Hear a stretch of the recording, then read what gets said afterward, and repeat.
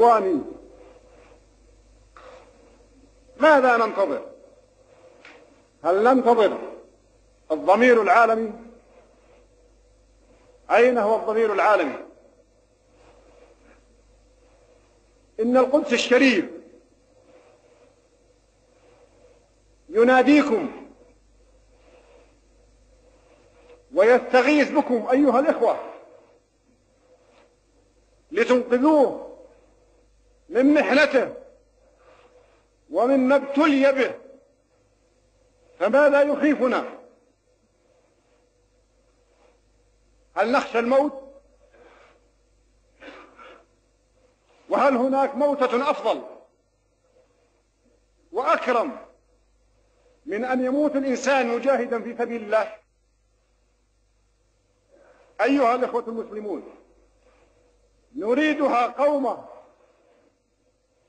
ونهضة إسلامية لا تدخلها قومية ولا عنصرية ولا حزبية، إنما دعوة إسلامية، دعوة إلى الجهاد في سبيل الله، في سبيل ديننا وعقيدتنا، دفاعا عن مقدساتنا وحرماتنا.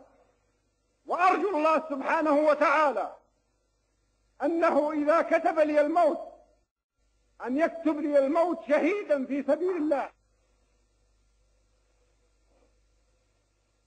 إخواني،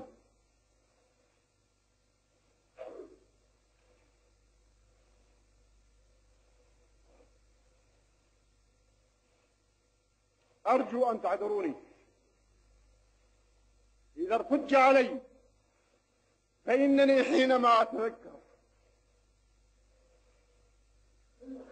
حرمنا الشريف ومقدساتنا تنتهك وتستباح وتمثل فيها المخازي والمعاصي والانحلال الخلقي، فإني أدعو الله مخلصا إذا لم يكتب لنا الجهاد وتخليص هذه المقدسات ألا يبقيني لحظة واحدة على الحياة.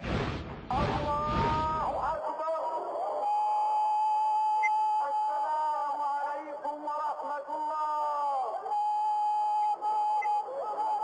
من المؤمنين رجال صدقوا ما عاهدوا الله عليه، فمنهم من قضى نحبه ومنهم من ينتظر وما بدلوا تبديلا.